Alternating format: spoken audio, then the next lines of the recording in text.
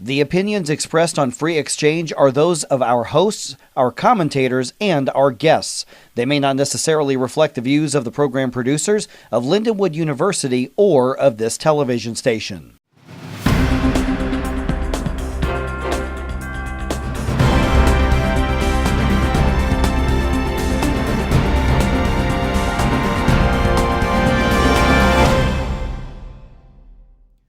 Say what you want to say and join if you want to join. Freedom matters, and we're here to explain how. How does the crackdown on offensive speech impact you? It does. And it's one of the most emotional and personal conflicts in the country right now. Is worker freedom the same thing as union busting? It's not, and we'll answer the critics of right-to-work laws across the country. Hello, I'm Tim Jones, Senior Policy Fellow at the Hammond Institute at Lindenwood University. And joining me here today is the director of the Hammond Institute, Dr. Howard Wall. Hi, Tim. Great to have you. Oh, thanks for having me. Who decides how much your work is worth? These days, it seems like the question might be, does it matter how much your work is worth? When it comes to the debate over the minimum wage, we're hearing a lot lately about how much they need to make per hour to provide for themselves and their family. Even the president is getting in on this discussion. Here he is calling for a national minimum wage increase. But one of the simplest and fastest ways to start helping folks get ahead is by raising the minimum wage. Ask yourself, could you live on $14,500 a year? That's what someone working full-time on the minimum wage makes. If they're raising kids, that's below the poverty line, and that's not right. A hard day's work deserves a fair day's pay. Howard, sounds like a very emotional plea to tug at the heartstrings, but is the premise of the question even accurate? Well, for it to be accurate, it would be something like defying the law of economic gravity, because you can't just raise a wage and then expect that employers are not going to respond. And they respond by lowering the number of people employed, and the ones who are going to lose their jobs are the poorest. And the president is absolutely wrong that this is a good way to end poverty. It's actually a good way to destroy the lives of the poorest and give them a lifetime of poverty. And the fact of the matter is that most minimum wage workers are not even poor. So if you want to help the poor, the last thing you should do is to enact policies that make it impossible for them to get jobs. Well, it's interesting you bring up that point, because the president makes a similar argument in that a rising tide of all wages will lift all boats. Raising the federal minimum wage to $10.10 an hour, or $10.10, would benefit 28 million American workers. 28 million. And these aren't just high schoolers on their first job. The average worker who would benefit is 35 years old. Most low-wage workers are women, and that extra money would help them pay the bills and provide for their families. It also means they'll have more money to spend at local businesses, which grows the economy for everyone.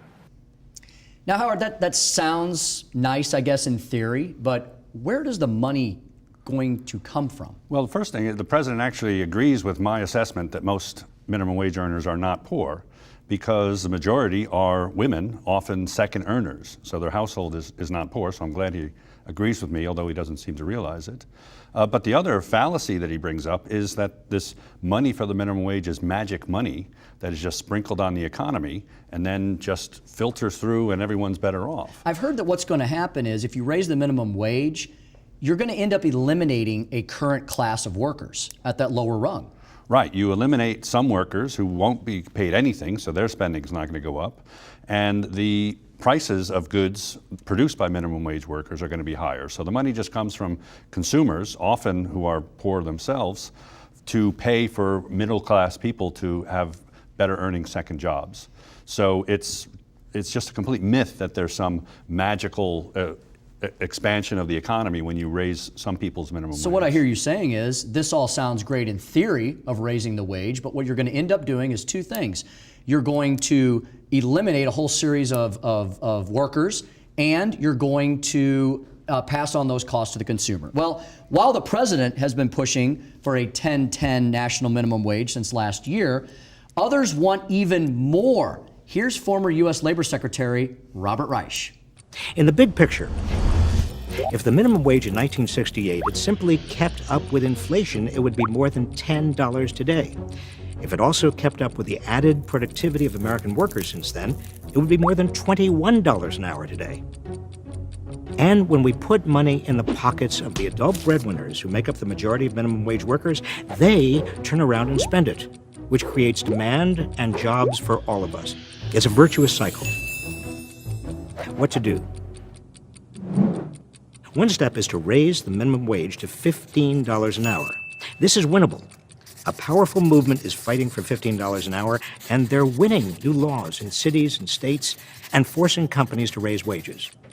Well, Howard, according to the secretary, we should have, if you follow his theories to the maybe illogical extreme, the minimum wage should be, why not $100 an hour? Right, and that's exactly it. Why is he stopping at 15? If it's such a great thing, we should do it right away and raise it to make everyone a millionaire. It's just such magic money to make everyone better off, and that really just belies how stupid the idea is. And the Secretary Reich, who is you can always count on for making the opposite of the actual claim, is again going with this myth of this multiplier effect that you transfer money. If I give money to you, somehow that's going to generate huge amounts of income for the whole economy, and it's just absolutely false. Well, what is the government's role in this? It's the classic question.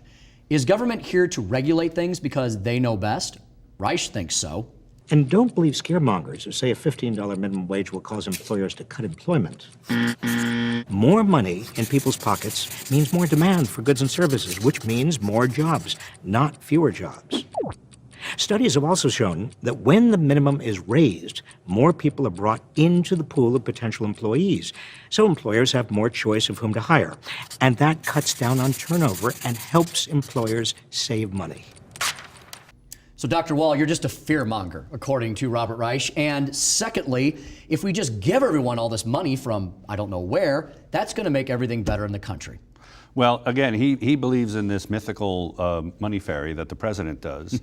And why stop at $15? Why not $20, $30, $100? And the fact that he doesn't want everyone to be a millionaire by passing a law means that he doesn't believe even what he said about the effect on jobs. He knows, or he is being willfully ignorant, that you raise the minimum wage and there's going to be a decrease in employment, and most of the people who lose their jobs are the poor, and they won't be employed for the rest of their lives because of people like Robert Reich. Well, you know that to those on the left in politics, it's almost always about emotion, regardless of what the truth is of the economic reality. A decent society ensures that all workers get a decent wage. A $15 wage is the place to start. It's the least. So it seems that it's all about being decent and being, giving back to others. But let's remember, Howard, this is not coming from anybody's individual charity. He wants the government to do this because the government somehow knows. How does the government know what the magic minimum wage should be? Well, the government doesn't know, and they have absolutely no idea. And Robert Reich, of all people, has absolutely no competence in telling businesses what's best for them. And he's hinting at the morality. This is the least we can do. If the least we can do is to make it illegal to hire poor people so that they're poor forever, I think we can do better than that. What can we do? Well, there are many things we can do. The first is to improve our schools by giving choice of schools to people who are having trouble becoming more productive. And then there are actual government policies that encourage work, like the Earned Income Tax Credit and wage subsidies, rather than making it illegal to hire poor people like the minimum wage does. Well, folks, if government forces employers and takes more from them, you're going to eliminate an entire class of workers, and you're going to pass on all those costs to the consumer. It's going to hurt all of you at home, and that's the economic reality. The simple truth is that in America, people working full-time should not be living in poverty. Since 1968, the real value of the federal minimum wage has fallen by close to 30%. And people all over this country and in state after state on their own have voted to raise the minimum wage. And by the way, in state after state where the minimum wage has gone up, more jobs have been created. Let us stand today with the tens of millions of workers who are struggling to put food on the table, to take care of their families. We should all watch what we say, if nothing else, just to be a polite and decent person. But should the law stop us from saying something in particular? It's happening all over the country, and that's dangerous for our society. Find out why in less than 3 minutes.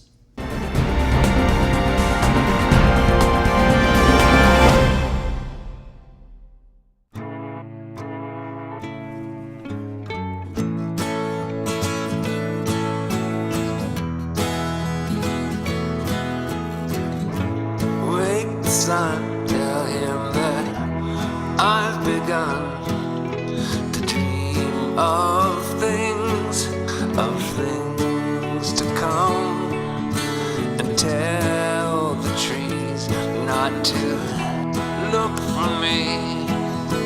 I'm going to find some peace of mind. Wake the sun. Wake the sun, wake the sun, wake the sun.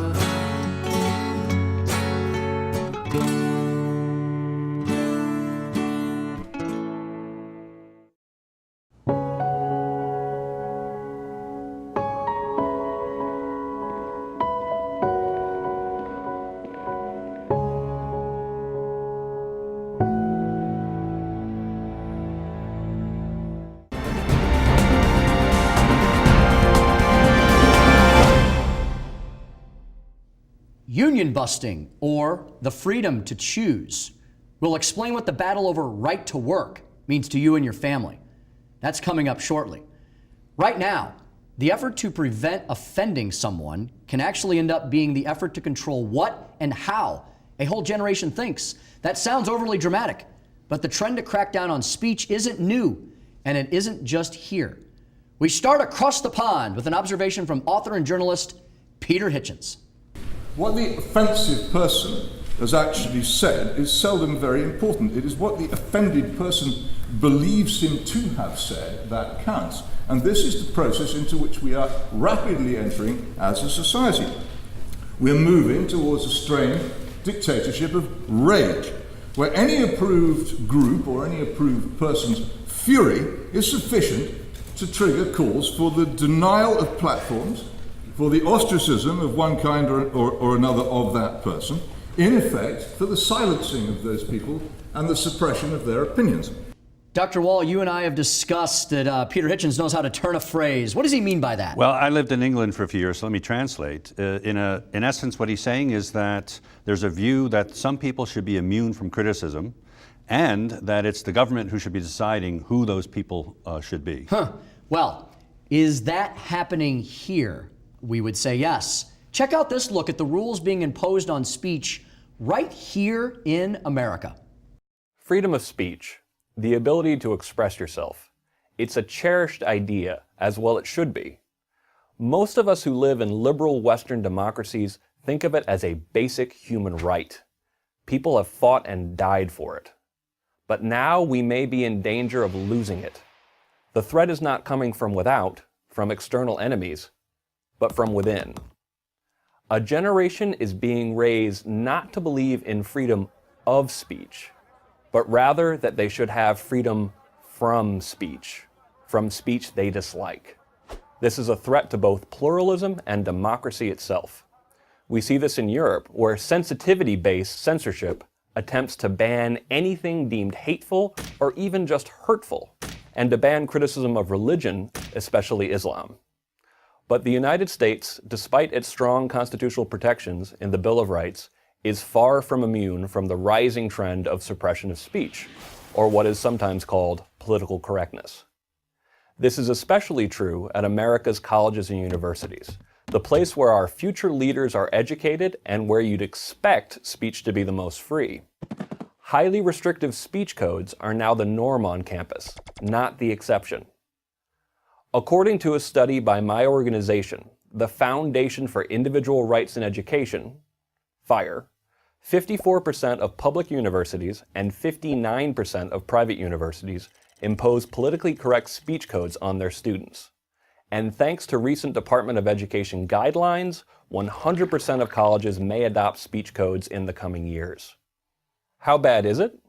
At a public campus in California on Constitution Day in 2013, a student who also happens to be a decorated military veteran was told he could not hand out copies of the Constitution to his fellow students. The objection from the university was not ideological. It was out-of-control bureaucracy imposing limits on speech.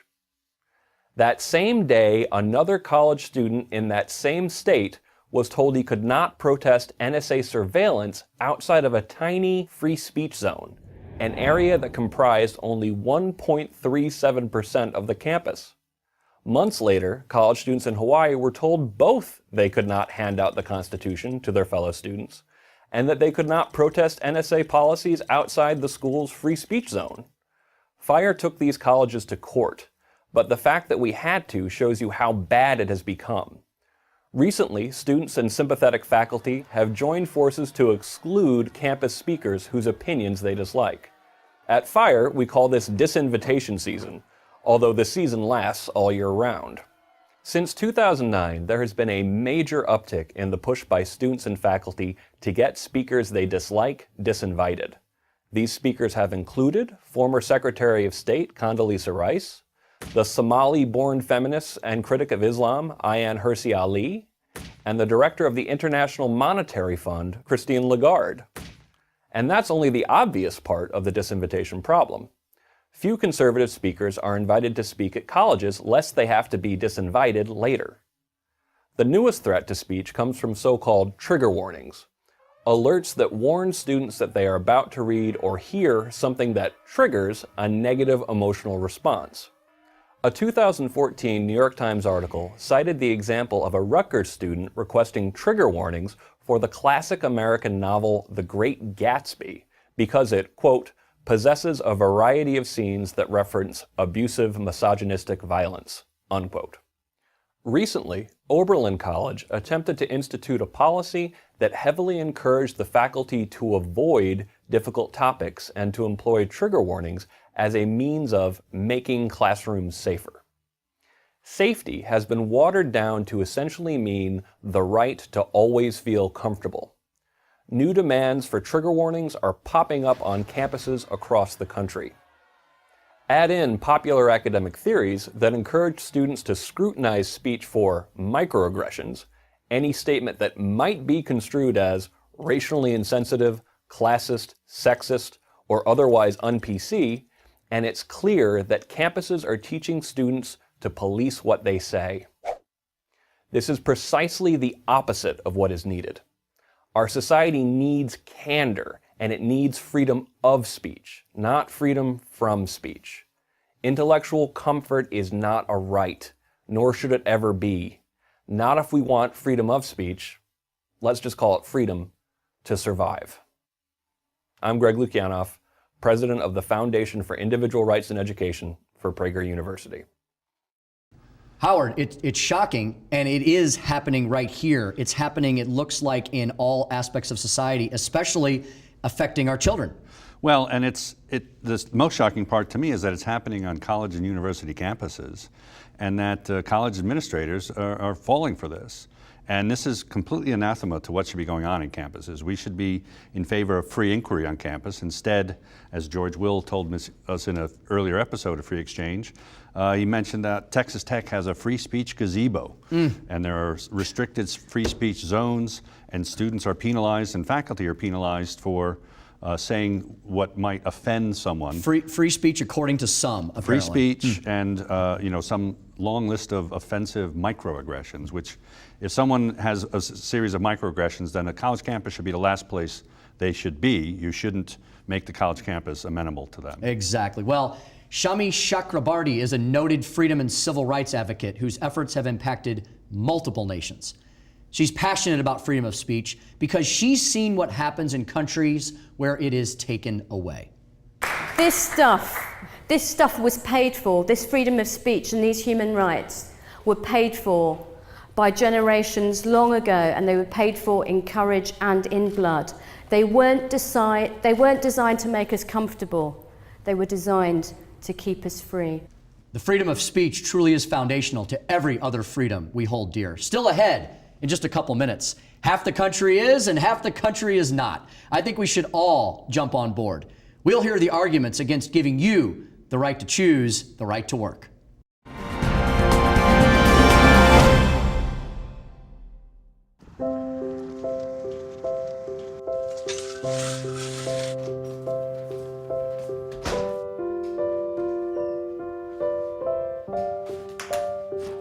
I like to eat apples and bananas. I want to eat apples and bananas. I need to eat apples and bananas. Why can't I eat apples and bananas?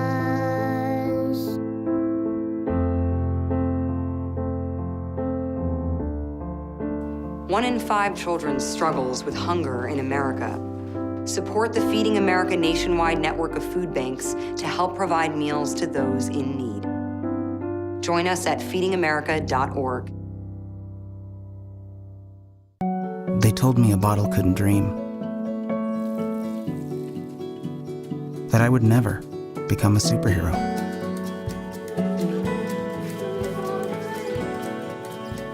But I learned how to fly. Just to come back in a new disguise and be the hero that I've always wanted to be.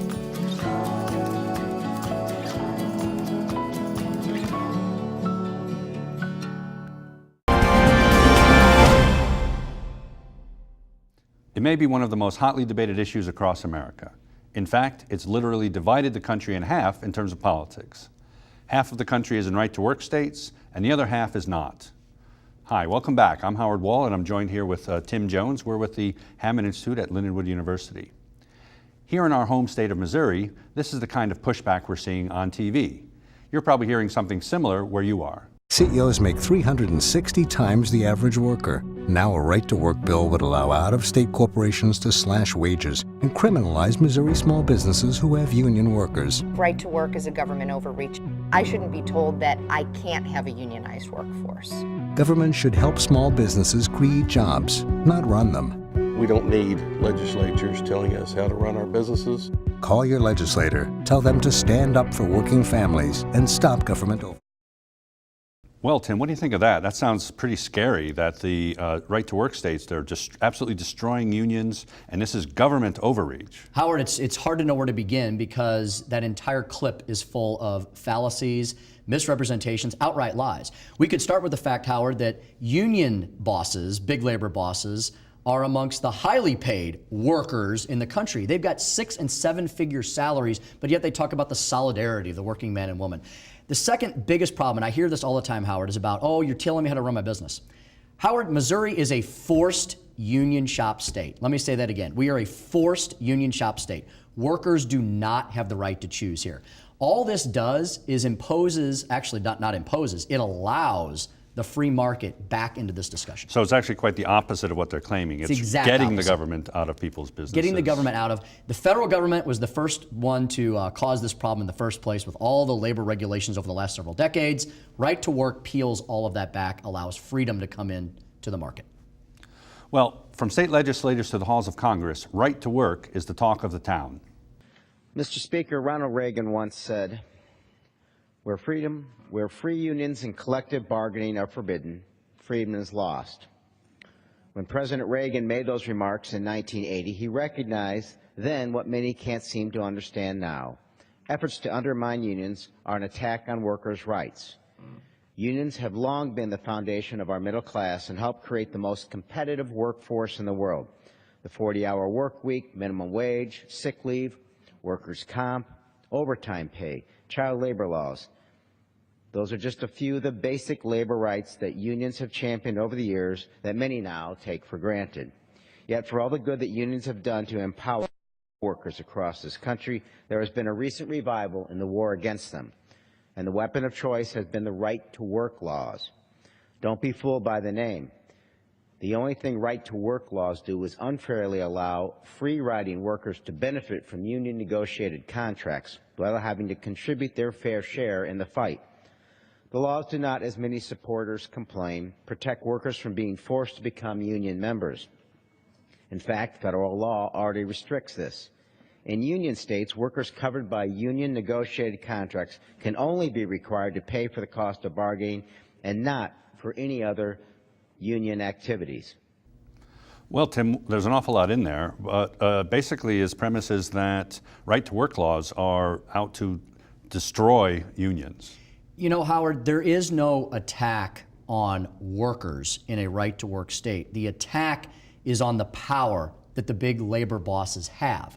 In forced unionization states, the labor bosses control everything. They control the pocketbooks of the workers, they control where the dues go, they control the campaign contributions, 99.9% of them going to the left wing of the Democratic Party in elections. So, Howard, what happens is a worker in a union shop state like Missouri, you can't go work at Boeing or one of these car manufacturers unless you join the union. It's a requirement. And guess what? You're then also required to pay the dues.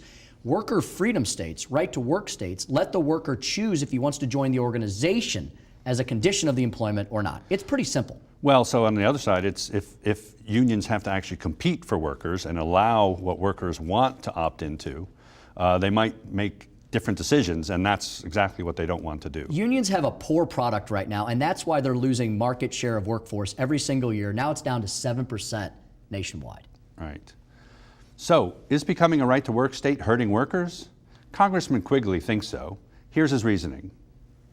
Right-to-work laws do a great job harming hardworking middle-class families, widening income inequality, and weakening unions. Right-to-work states have seen an almost a 10% decline in unionization, which has undermined growth in wages and led to the deterioration in workplace safety. In right-to-work states, wages for all workers, not just unionized workers, are over 3% lower than wages in non-right-to-work states. That's about $1,500 less per year in the pockets of teachers, firefighters, nurses, and other hardworking Americans. Furthermore, unions and injuries and deaths in right-to-work states are much higher than in non-right-to-work states. Well, again, he has an awful lot in there, but the basic argument in favor of right-to-work is that states with right-to-work laws have better job growth and greater GDP growth. Is that true? Howard, as an economist, you've seen the studies. You know it's an absolute fallacy. Right-to-work states are beating the tar out of forced union shop states right now. That's where all the growth is in the country. It's in Tennessee, South Carolina, Oklahoma. I could go on, Texas. I could go on and on. Right-to-work states are just blowing it out on job creation and on wages when compared with non-right-to-work states. Well, thanks, Tim. And thank all of you for joining us. And to see more of the stuff we've been up to, go to newsdoneright.com. This has been Free Exchange, brought to you by the Hammond Institute for Free Enterprise at Lindenwood University.